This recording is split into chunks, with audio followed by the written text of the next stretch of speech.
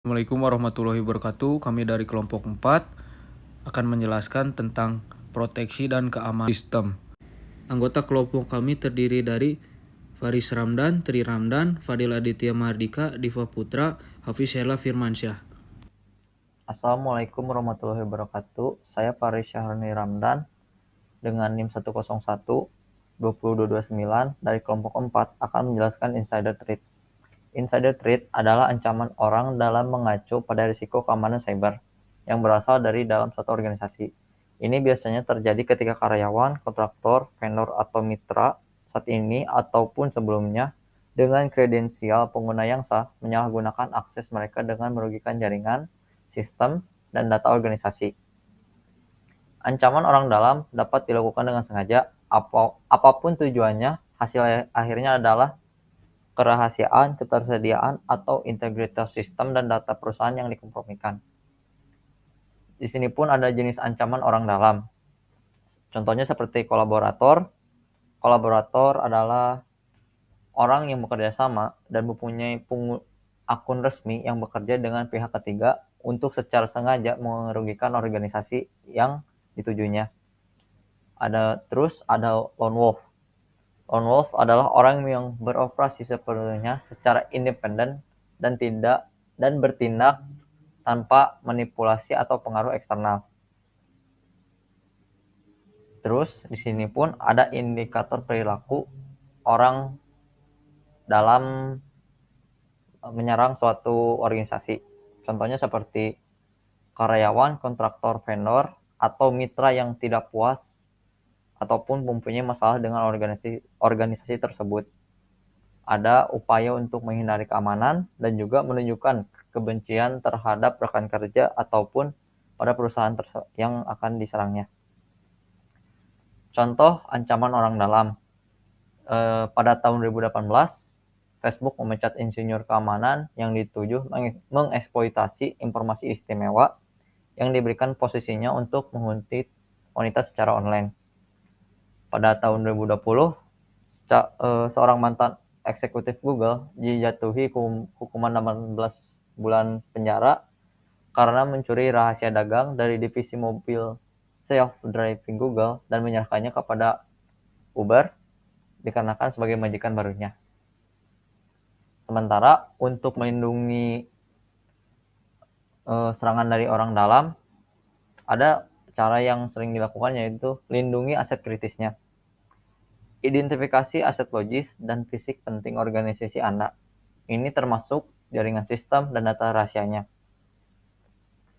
Untuk membantunya, Anda bisa melindungi aset digital Anda secara efektif.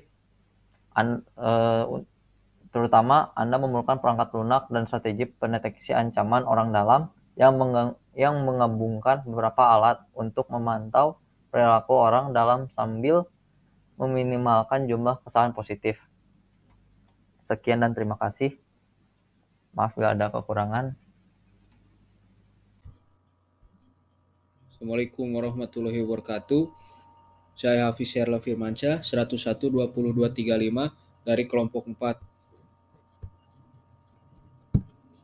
Akan menjelaskan sedikit tentang materi exploiting code bugs. Exploiting code bugs adalah sebuah kode yang menyerang keamanan komputer secara spesifik. Exploit banyak digunakan untuk penetrasi, baik secara legal ataupun ilegal, untuk mencari celah pada komputer tujuan. Adapun beberapa contoh pada exploiting code bugs. Yang pertama ada trapdoor. Trapdoor atau yang biasa disebut backdoor adalah kode yang menerima suatu barisan masukan khusus atau dipicu dengan menjalankan ID pemakai tertentu atau barisan kejahatan tertentu. Trapdoor menjadi ancaman ketika digunakan pemrogram jahat untuk memperoleh pengaksesan tak diotorisasi atau tidak mempunyai autentikasi. Yang kedua ada login spoofing. Login spoofing atau biasa disebut sebagai scammer menggunakan tampilan sama seperti tampilan pada login asli. Yang ketiga ada teknik serangan brute force. Serangan brutal adalah teknik serangan terhadap sebuah sistem keamanan komputer yang menggunakan percobaan terhadap semua kunci, Pendekatan ini pada awalnya merujuk pada sebuah program komputer yang mengandalkan kekuatan pemrosesan komputer dibandingkan kecerdasan manusia. Assalamualaikum warahmatullahi wabarakatuh. Nama saya Diva Putra Nanasya dengan NIM 101200207 dari kelompok 4 bakal menjelaskan tentang malware. Malware berasal dari singkatan malicious software yang berarti perangkat lunak yang berbahaya. Perangkat lunak atau software ini dibuat dengan tujuan merusak sistem. Ada banyak jenis malware yang tersebar di dunia. Salah satunya yang terkenal yaitu Trojan. Trojan biasanya menyamar sebagai aplikasi sehingga kita tidak akan tahu jika sudah terjangkit malware ini. Solusinya, kita dapat menghindari membuka situs yang berbahaya atau situs yang mencurigakan. Adapun solusi yang lainnya seperti kita menginstal antivirus ataupun mengaktifkan mode safe mode dalam penggunaan perangkat. Sekian dari saya. Assalamualaikum warahmatullahi wabarakatuh. Bismillahirrahmanirrahim. Assalamualaikum warahmatullahi wabarakatuh. Perkenalkan, nama saya Tridraman Septiadi dengan NIM 101202232 dari kelompok 4. Di sini saya akan menjelaskan mengenai virus pada sistem operasi. Virus adalah program komputer yang dapat menyalin dirinya sendiri dan memiliki kemampuan menular ke komputer lain. Virus bisa berupa sebuah program independen atau program yang masuk ke file lain yang menjadi hostnya. Virus merupakan sebuah program perangkat lunak berbahaya yang ditulis dengan sengaja untuk memasuki komputer tanpa izin atau tanpa sepengetahuan pengguna. Virus pada sistem operasi punya kemampuan untuk menggandakan dirinya. Akibatnya dapat terus menyebar. Beberapa virus melakukan sedikit kerusakan, sementara yang lain dapat menyebabkan kerusakan parah atau mempengaruhi kinerja program dan sistem. Virus dapat menyebar dari satu komputer ke komputer lain dan mengganggu pengoperasian komputer. Virus pada sistem operasi dapat merusak atau menghapus data di sebuah komputer atau bahkan menghapus apapun yang ada di dalam hard disk. Prinsip virus komputer pada sistem operasi, yaitu suatu program yang dapat berkembang dengan menggandakan dirinya. Melalui mekanisme penggandaan diri ini, mekanisme virus digunakan untuk berbagai jenis ancaman keamanan seperti menampilkan suatu pesan tertentu, merusak file sistem, mencuri data, hingga pengendalian komputer pengguna. Virus dapat menggandakan dirinya melalui email, file-file dokumen, dan file program aplikasi. Jenis virus pada sistem operasi. Pertama, rootkit. Rootkit adalah jenis malware yang dapat menyembunyikan keberadaan program, proses, data, atau sistem operasi yang berjalan pada komputer. Hal ini memungkinkan akses berbahaya lainnya masuk ke perangkat. Rootkit dapat menyusup ke sistem dan merusaknya dengan mengubah bagian dari sistem operasi. Yang kedua ada FAT virus. FAT virus merupakan singkatan dari File Allocation Table. Jenis virus komputer satu ini bersifat merusak file pada penyimpanan tertentu. Apabila ada file yang terkena virus FAT, maka file akan disembunyikan oleh virus sehingga seolah-olah dokumen tersebut menghilang. Yang ketiga ada Memory Resident Virus. Jenis virus pada jenis virus ini memiliki target lebih spesifik karena diciptakan untuk menginfeksi memori RAM komputer. Efeknya performa komputer akan jadi sangat lambat dan biasanya virus ini juga akan menginfeksi program-program komputer. Yang keempat ada makrovirus. Jenis virus ini menyerang file-file yang bersifat makro seperti .pps, .xls, dan .doc. Umumnya, virus makro seringkali didatangkan melalui email. Agar terhindar dari virus ini, kita harus lebih waspada dan berusaha sebaik mungkin untuk menghindari pesan asing yang masuk ke email. Kelima ada spyware. Spyware adalah salah satu jenis malware yang diinstal ke suatu perangkat secara diam-diam dengan tujuan mencuri data pribadi di perangkat. Jika komputer terinfeksi spyware, maka segala aktivitas yang dilakukan oleh perangkat akan dimata-matai, mulai dari aktivitas internet, kredensial login, hingga ketika mengakses data sensitif. Untuk jenis virus pada sistem operasi masih banyak lagi yang bisa kita cari dan kita eksplor. Baik, sekian saja dari saya. Mohon maaf apabila ada kekurangan. Wassalamualaikum warahmatullahi wabarakatuh. Bismillahirrahmanirrahim. Assalamualaikum warahmatullahi wabarakatuh. Perkenalkan, nama saya Fadli Aditya Mahardika dengan NIM 101200237. Di sini saya akan menjelaskan tentang ancaman rootkit. Rootkit itu adalah salah satu malware yang harus diwaspadai karena rootkit ini dirancang khusus untuk memanipulasi sistem operasi secara langsung ke hardware. Kehebatan dari rootkit ini yakni dapat menyembunyikan keberadaan mereka, tetapi sementara mereka tetap tersembunyi, mereka itu tetap aktif. Karena kehebatannya tersebut, pengguna komputer sering tidak menyadari adanya rootkit ini di dalam perangkatnya.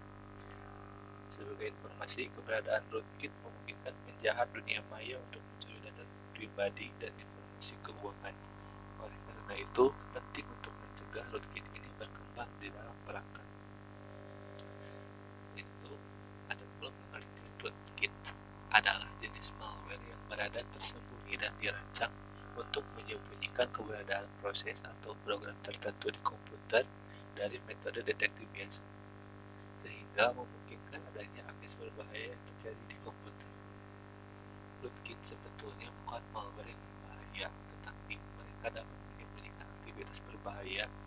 Penyerang mungkin dapat mengakses informasi, memantau tindakan, modifikasi program, atau melakukan fungsi lain pada komputer. Assalamualaikum warahmatullahi wabarakatuh. Saya Hafiz Sherla Firmansyah, 101-20-235 dari kelompok 4. Akan menjelaskan sedikit tentang materi exploiting code bugs. Exploiting code bugs adalah sebuah kode yang menyerang keamanan komputer secara spesifik. Exploit banyak digunakan untuk penetrasi, baik secara legal ataupun ilegal, untuk mencari celah pada komputer tujuan. Adapun beberapa contoh pada exploiting code bugs. Yang pertama ada trapdoor. Trapdoor atau yang biasa disebut backdoor adalah kode yang menerima suatu barisan masukan khusus atau dipicu dengan menjalankan ID pemakai tertentu atau barisan kejahatan tertentu. Trapdoor menjadi ancaman ketika digunakan pemrogram jahat untuk memperoleh pengaksesan tak diotorisasi atau tidak mempunyai autentikasi. Yang kedua ada login spoofing. Login spoofing atau biasa disebut sebagai scammer menggunakan tampilan sama seperti tampilan pada login asli. Yang ketiga ada teknik serangan brute force. Serangan brutal adalah teknik serangan terhadap sebuah sistem keamanan komputer yang menggunakan percobaan terhadap semua kunci. Pendekatan ini pada awalnya merujuk pada sebuah program komputer yang mengandalkan kekuatan pemrosesan komputer dibandingkan kecerdasan manusia.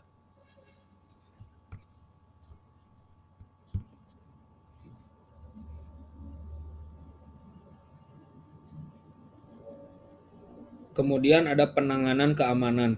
Penanganan keamanan adalah penanganan untuk sebuah komputer untuk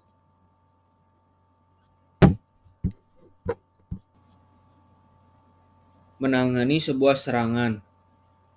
Yang pertama ada memasang antivirus.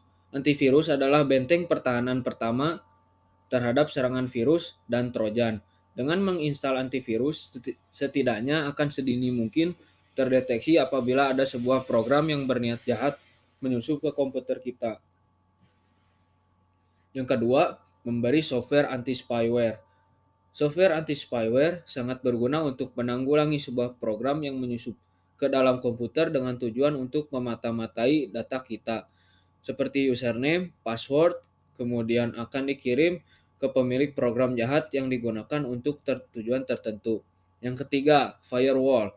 Firewall adalah sebuah software yang bertugas untuk mengatur lalu lintas keluar masuknya data sebuah komputer dengan LAN atau local area network. Contoh, Windows Firewall. Sekian dari saya. Wassalamualaikum warahmatullahi wabarakatuh.